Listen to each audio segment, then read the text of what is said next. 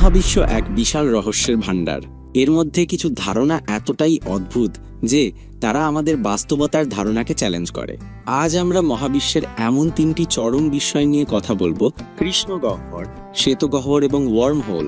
এই ধারণাগুলি আলবার্ট আইনস্টাইনের সাধারণ আপেক্ষিকতা তত্ত্বের গভীরে লুকিয়ে থাকা অসাধারণ ভবিষ্যদ্বাণী। একটি কৃষ্ণগহ্বর হলো মহাবিশ্বের এমন একটি অঞ্চল যেখানে মাধ্যাকর্ষণ শক্তি এতটাই প্রবল যে আলোসহ কোনো কিছুই এর আকর্ষণ থেকে পালাতে পারে না। আইনস্টাইনের তত্ত্ব অনুযায়ী যথেষ্ট ঘন একটি ভর কৃষ্ণগহ্বর তৈরি করতে পারে। কৃষ্ণগহ্বরের চারপাশে একটি অদৃশ্য সীমানা রয়েছে যাকে ইভেন্ট হরাইজন বলা হয়।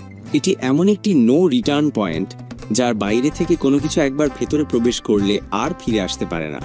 ইভেন্ট হরাইজনের কেন্দ্রে কৃষ্ণগহ্বরের সমস্ত ভর একটি অসীম ক্ষুদ্র ও অসীম ঘন বিন্দুতে কেন্দ্রীভূত হয় যাকে সিঙ্গুলারিটি বলা হয়। অধিকাংশ কৃষ্ণগহ্বরই বিশাল নক্ষত্রের জীবনচক্রের শেষ পর্যায়ে গঠিত হয়। যখন একটি বিশাল নক্ষত্রের জ্বালানি ফুরিয়ে যায় তখন এটি নিজের মাধ্যাকর্ষণে ধসে পড়ে এবং একটি সুপারনোভা বিস্ফোরণের মাধ্যমে কৃষ্ণগহ্বর হয়। কৃষ্ণগহ্বর মূলত দুই প্রকারের হয়: নাক্ষত্রিক কৃষ্ণগহ্বর, নক্ষত্রের পতনের ফলে গঠিত, এবং সুপারম্যাসিভ কৃষ্ণগহ্বর, লক্ষ লক্ষ বা কোটি কোটি সূর্যের ভরের সমান, যা অধিকাংশ গ্যালাক্সির কেন্দ্রে থাকে। কৃষ্ণগহ্বর সরাসরি দেখা যায় না কারণ তারা আলো নির্গত করে না, তবে তাদের উপস্থিতি তাদের চারপাশের পদার্থের সাথে মিথস্ক্রিয়া এবং তড়িৎচুম্বকীয় বিকিরণের মাধ্যমে অনুমান করা যায়। কৃষ্ণগহ্বরের দিকে পতিত পদার্থ একটি অ্যাক্রিশন ডিস্ক তৈরি করতে পারে যা উত্তপ্ত হয়ে আলো নির্গত করে। এই অ্যাক্রিশন ডিস্কগুলো কোয়াসার তৈরি করে যা মহাবিশ্বের উজ্জ্বলতম বস্তুগুলোর মধ্যে অন্যতম। আমাদের নিজস্ব আকাশগঙ্গা গ্যালাক্সির কেন্দ্রে ধনু এ স্যাজিটারিয়াস এ নামে পরিচিত একটি সুপারম্যাসিভ কৃষ্ণগহ্বর রয়েছে।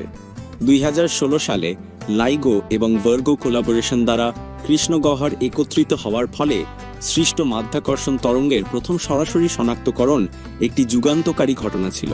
এটি আইনস্টাইনের আরেকটি ভবিষ্যদ্বাণীকে নিশ্চিত করেছে।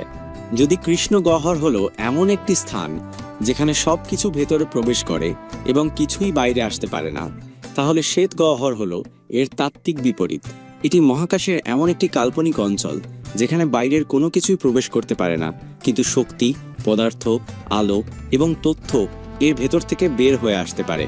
অনেক বিজ্ঞানী শ্বেতগহ্বরকে কৃষ্ণগহ্বরের সময় বিপরীত টাইম রিভার্সাল হিসেবে বর্ণনা করেন। কৃষ্ণগহ্বরের মতো শ্বেতগহ্বরেরও ভর, চার্জ এবং কৌণিক ভরবেগ থাকতে পারে, তবে মূল পার্থক্য হলো তাদের ইভেন্ট হরাইজনের প্রকৃতিতে। কৃষ্ণগহ্বরের ইভেন্ট হরাইজন হলো নো রিটার্নের সীমানা, যেখানে শ্বেতগহ্বরের ইভেন্ট হরাইজন হলো নো অ্যাডমিশনের সীমানা। শ্বেতগহ্বর এখনো সম্পূর্ণরূপে কাল্পনিক বস্তু, তাদের অস্তিত্বের কোনো প্রত্যক্ষ প্রমাণ নেই। অনেক বিজ্ঞানী মনে করেন যে শ্বেতগহ্বরের অস্তিত্বের জন্য নেগেটিভ এনার্জি বা এক্সোটিক ম্যাটারের মতো অস্বাভাবিক শর্তের প্রয়োজন, যা মহাবিশ্বে এখনো পর্যবেক্ষণ করা যায়নি। ওয়ার্মহোল হলো স্থান কালের মধ্য দিয়ে একটি তাত্ত্বিক সুড়ঙ্গ বা সেতু যা মহাবিশ্বের দুটি দূরবর্তী অঞ্চলকে সংযুক্ত করতে পারে।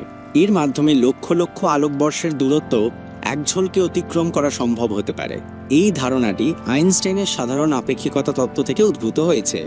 1935 সালে আলবার্ট আইনস্টাইন এবং নাথান রোজেন প্রস্তাব করেন যে কৃষ্ণগহ্বরগুলো কাল্পনিক শ্বেতগহ্বরগুলির সাথে সংযুক্ত হতে পারে, যা আইনস্টাইন রোজেন সেতু নামে পরিচিত।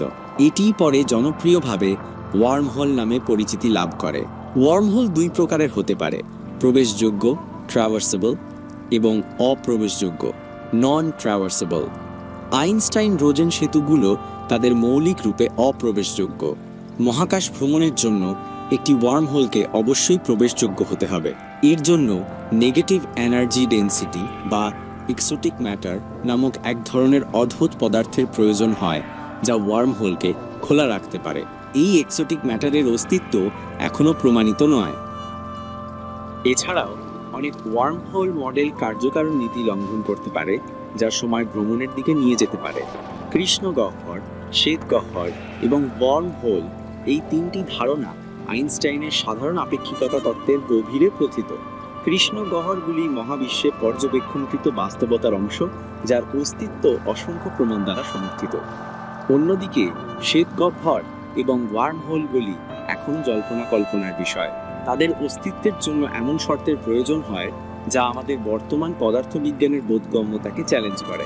মহাবিশ্বের এই রহস্যময় ত্রয়ী আমাদের মনে করিয়ে দেয় যে আমরা এখনো মহাবিশ্বের অনেক কিছু সম্পর্কে জানি না।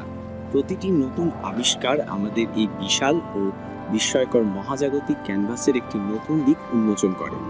ভবিষ্যতে নতুন প্রযুক্তি এবং উন্নত তাত্ত্বিক কাঠামো হয়তো এই মহাজাগতিক রহস্যগুলির আরও গভীরে প্রবেশ করতে সাহায্য করবে। এই বিষয়ে আপনার আর কিছু জানার আছে কি?